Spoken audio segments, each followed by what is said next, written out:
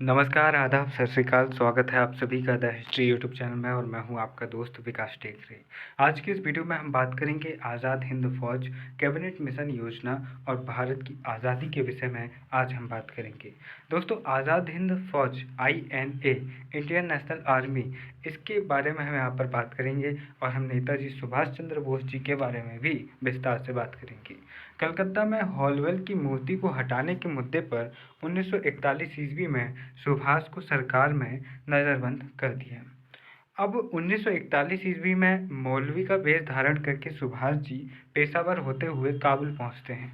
काबुल में सुभाष जी ने जियाउद्दीन पठान नाम से मॉस्को वह जाते हैं और हिटलर द्वारा रूस पर आक्रमण करने के कारण रूस ब्रिटेन के समर्थन में युद्ध में शामिल हो जाता है। अब उन्हें जहां लग रहा था कि पहले रूस के समर्थन से भारत में आक्रमण किया जाएगा, वहां पर रूस अब अमेरिका के ब्रिटेन के पाले में चला जाता है। तो ऐसी स्थिति में नेताजी एक इटालियन नागरिक ऑरलैंडो मोसट्टो के नाम से रूस से बर्लिन पहुंचते हैं। जर्मनी में सुभाष हिटलर से मिलते हैं और ब्रिटेन के विरुद्ध सहयोग मांगते हैं। सुभाष ने बर्लिन में जर्मन सेना द्वारा गिरफ्तार नागरिक भारतीय सैनिकों को रिहा करवाया और भारतीयों से मिलकर Indian Legion Free India Centre नामक संगठन की स्थापना की। कहाँ? बर्लिन में। बर्लिन कहाँ? जर्मनी की राजधानी में। अब यहाँ पर देखिए, बर्लिन स्थित भारतीयों ने सुभाष चंद्र बोस को नेताजी के नाम से संबोधित किया। तो यहाँ पर एक पॉइंट ये भी है कि सुभाष चंद्र बोस जी को नेता किसने कहा? तो उन्हें बर्लिन के भारतीय नागरिकों ने, जो भारतीय प्रवासी वहाँ रह रहे थे, उन्होंने सुभाष चंद्र बोस जी को नेता कहा और यहीं पर से वे बने नेताजी सुभाष चंद्र बोस। बर्लिन में ही उन्होंने एक ऑस्ट्रियाई महिला एमिली से विवाह किया और उनकी एक बेटी अनीता बोस हुई। हिटलर द्वारा भारत की आज़ादी में रुचि न लेने और सुभाष चंद्र बोस का उपयोग रूस के खिलाफ किए जाने की आशंका को देखते हुए सुभाष ने जर्मनी छोड़ने का फैसला किया। बर्लिन रहते हुए ही सुभाष ने 1942 ईस्वी में बर्लिन रेडियो से अपने भाषण में भारत छोड़ो आंदोलन का समर्थन किया और इसे अहिंसात्मक गुरिल्ला बताया। इसे क्या बताया? अहिंसात्मक गुरिल्ला युद्ध बताया। अब 1943 ईस्वी में गुप्त रूप से सुभाष चंद्र बोस जी यू-बोट नाम की पनडुब्बी के माध्यम से जापानी नागरिक मतसूदा के नाम से सिंगापुर पहुंचते हैं। भारतीय क्रांतिकारी नेता रासबिहारी बोस जी 1915 ईस्वी के बाद से ही जापान में रह रहे थे। इधर विश्व युद्ध के शुरू होने के बाद जापान ने कोरिया, मंचूरिया यानी कि चीन, मलाया यानी कि मलेशिया और इंडोनेशिया, सिंगापुर, हिंद चीन यानी कि इंडो चाइना और थाईलैंड को जीतते हुए भारत की सीमा तक जापान पहुंच जाता है। अब ब्रिटिश फौज के गिरफ्तार भारतीय सैनिक कैप्टन मोहन सिंह के नेतृत्व में भारत की आज़ादी के लिए वह कुछ करना चाहते थे। तो मोहन सिंह ने पहली बार आज़ाद हिंद फौज के गठन का विचार किया। मोहन सिंह ने रासबिहारी बोस और जापानी मेजर फुजीवारा के सहयोग से आज़ाद हिंद फौज की एक सैनिक टुकड़ी का गठन दिसंबर 1941 ईस्वी में मलाया में किया। आज़ाद हिंद फौज की ओर से सैनिक टुकड़ियों के गठन पर मोहन सिंह का जापानी अधिकारियों से विवाद हुआ और मोहन सिंह जी को फिर से जेल में डाल दिया गया। 1942 ईस्वी में रासबिहारी बोस ने टोक्यो में इंडियन इंडिपेंडेंट लीग का गठन किया और सुभाष चंद्र बोस सिंगापुर से जापान जाते हैं। उन्हें जब लगता है कि भाई, पहले उन्होंने रूस से मदद मांगने का सोचा, लेकिन जर्मनी ने रूस पर आक्रमण कर दिया तो रूस पहले ही ब्रिटेन के साथ हो लिया। जब उन्होंने जर्मनी में सहयोग करने की बात की कि भैया जर्मनी की मदद से हम भारत को आज़ाद कराएं, तो यहाँ पर जर्मनी भी उनकी मदद नहीं करता। फिर उन्हें लगता है कि जापान यहाँ पर मदद कर सकता है, क्योंकि जापान भारत की सीमा तक के क्षेत्र जीत चुका होता है। तो यहाँ पर 1942 ईस्वी में रासबिहारी बोस टोक्यो में इंडियन इंडिपेंडेंट लीग का गठन करते हैं। सुभाष चंद्र बोस सिंगापुर से जापान और रासबिहारी बोस की सहायता से जापानी अधिकारियों से बात करते हैं। जुलाई 1943 ईस्वी में रासबिहारी बोस की सहायता से सुभाष चंद्र बोस ने आज़ाद हिंद फौज का पुनर्गठन किया। 21 अक्टूबर 1943 के सुभाष चंद्र बोस ने आज़ाद हिंद फौज के साथ साथ आज़ाद हिंद सरकार का भी गठन किया। इस सरकार को जापान, जर्मनी, इटली जैसे 21 देशों ने समर्थन दिया। सुभाष ने इस सरकार को राष्ट्रपिता और सुभाष चंद्र बोस इस सरकार के राष्ट्रपति और प्रधानमंत्री बने तथा आज़ाद हिंद फौज के सुप्रीम कमांडर भी वह यहाँ पर बनते हैं।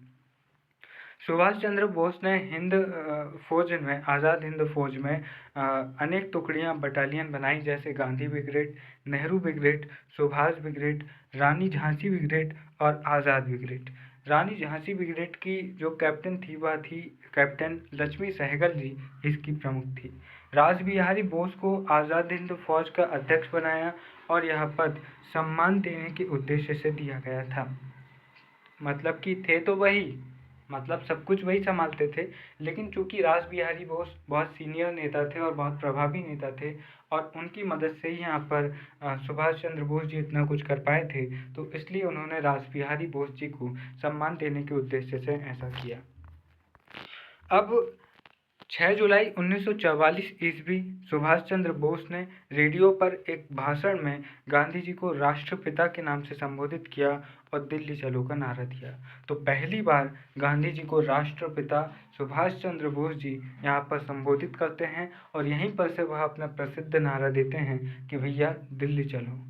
इस भाषण के बाद जापानी सैनिकों की सहायता से भारत पर आक्रमण करते हैं और पहली जीत अंडमान निकोबार द्वीप पर होती है, जहां पर नेताजी ने अंडमान को शहीद द्वीप और निकोबार को स्वराज द्वीप नाम दिया। म्यांमार के रास्ते बर्मा पर आक्रमण कर जीते वह इम्फाल जीतते हैं और कोहिमा जो कि नागालैंड की राजधानी है, वहाँ पर ये आक्रमण करते हैं और उसको जीत लेते हैं। वही जो इम्फाल है वह मणिपुर की राजधानी। अब इन युद्धों को INA ने जापानी सैनिकों की सहायता से जीता। 6 और 9 अगस्त 1945 ईस्वी को परमाणु आक्रमण हिरोशिमा व नागासाकी में 9 अगस्त के बाद जब जापान ने बिना किसी शर्त के आत्मसमर्पण कर दिया, तो यहाँ पर जापानी सहयोग INA को मिलना कम हो गया। इससे क्या हुआ, INA कमज़ोर पड़ गई और उनकी जगह जगह हार होने लगी। जापानी सहायता की प्राप्ति के लिए यहाँ पर सुभाष चंद्र बोस जी हवाई जहाज से जापान जाते हैं, जहाँ पर 16 अगस्त 1945 को फार्मोसा यानी कि ताइवान में प्लेन क्रैश से सुभाष चंद्र बोस जी का निधन हो जाता है। हालांकि उनकी मृत्यु विवादित है, कुछ लोग कहते हैं कि वह मर गए, कुछ लोग कहते हैं कि वह नहीं मरे।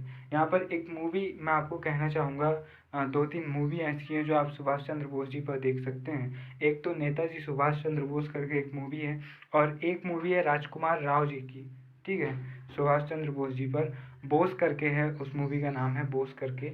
एक मूवी आप देखना नेताजी सुभाष चंद्र बोस, थोड़ी पुरानी मूवी है, जहाँ पर आपको उनकी पूरी ज़िंदगी बहुत अच्छे से देखने को मिलेगी। और एक बोस करके मूवी है राजकुमार राव की, वहाँ पर आपको इनके बारे में बहुत ही ट्विस्ट आपको पता चलेंगे। और एक मूवी है डू और डाई करके सुभाष चंद्र बोस जी पर एक मूवी है, जहाँ पर ये समझाने का प्रयास किया जाता है कि सुभाष चंद्र बोस जी प्लेन क्रैश में मर गए थे या फिर वह जीवित रहकर आगे भी मिलते रहे। कुछ सोर्सेस ये बताते हैं कि भाई इंदिरा गांधी जब प्रधानमंत्री बनी तो कहते हैं कि इंदिरा गांधी अक्सर सुभाष चंद्र बोस जी से मिला करती थी और उनसे राय मशवरा किया करती थी। हालांकि ये सारी बातें विवादित हैं और इनकी कोई पुष्टि नहीं हुई है, क्योंकि ये पुष्टि भी नहीं हुई कि सुभाष चंद्र बोस जी मर गए, तो ये पुष्टि भी नहीं हो पाई कि सुभाष चंद्र बोस जी जीवित हैं। तो ये एक बहुत ही विवादित मुद्दा है कि 16 अगस्त को क्या हुआ था।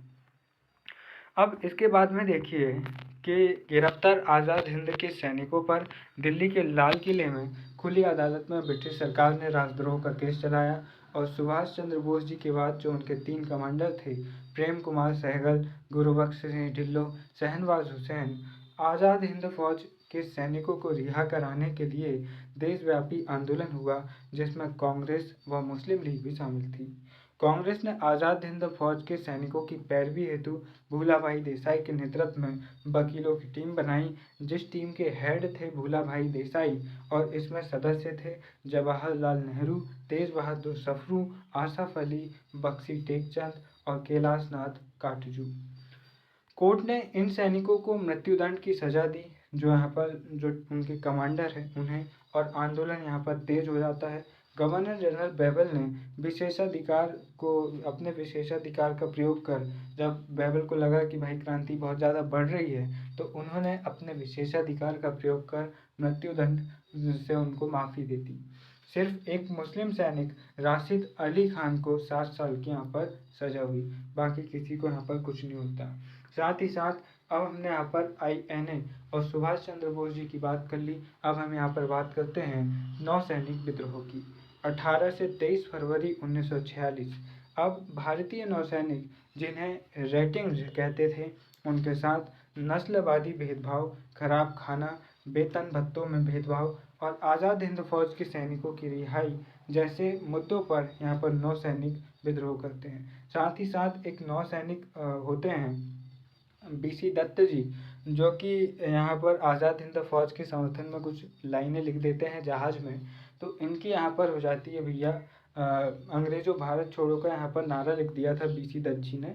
तो यहाँ पर उन्हें इस बात पर उन्हें गिरफ्तार कर लिया जाता है। तो BC दत्त की रिहाई पर भी यह आंदोलन हो रहा था कि उन्हें रिहा करो। यह आंदोलन बम्बई के रॉयल ब्रिटिश नेवी के प्रशिक्षण युद्धपोत HMIS तलवार के भारतीय नौसैनिक MS खान के नेतृत्व में आंदोलन होता है। एडमिरल गॉडफ्रे ने सख्त कदम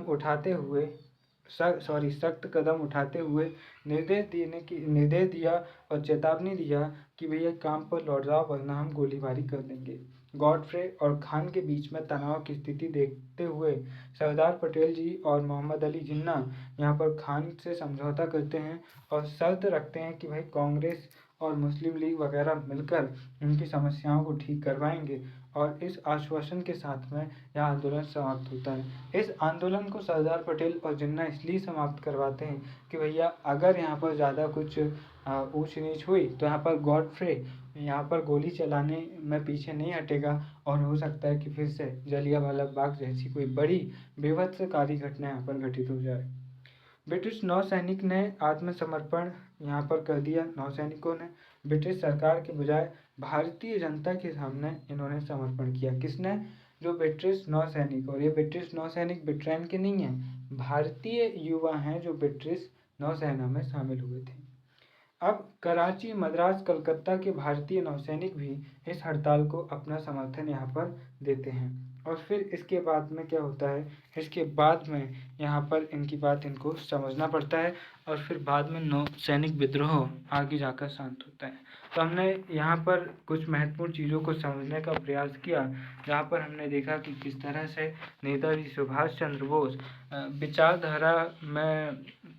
विचारधारा में अलगाव होने के बावजूद गांधी जी को राष्ट्रपिता कहते हैं, और अपनी सेना में गांधी ब्रिगेड, नेहरू ब्रिगेड और सुभाष और आज़ाद ब्रिगेड के साथ साथ रानी झांसी ब्रिगेड भी बनाते हैं, जहां पर रानी झांसी ब्रिगेड एक महत्वपूर्ण ब्रिगेड होती है, जिसमें वह कैप्टन लक्ष्मी सहगल को यहाँ पर वह क्या बनाते हैं, उसका हेड बनाते हैं। किसको? कैप्टन लक्ष्मी सहगल को यहाँ पर बनाते हैं। तो इस तरह से ये एक इम्पॉर्टेंट टॉपिक था जिसको हमने यहाँ पर समझने का प्रयास किया। मुझे उम्मीद है कि ये चीज़ें आपको समझ में आई होंगी। हालांकि यहाँ पर सीधे फैक्चुअल चीज़ें हैं, इसलिए सिर्फ़ और सिर्फ हमें इन्हें ध्यान से पढ़ना है, तो ये हमें खुद ब खुद चीज़ें हमारे दिमाग में बैठती जाएगी। फिर मिलेंगे अपने अगली वीडियो में, तब तक के लिए नमस्कार, जय हिंद।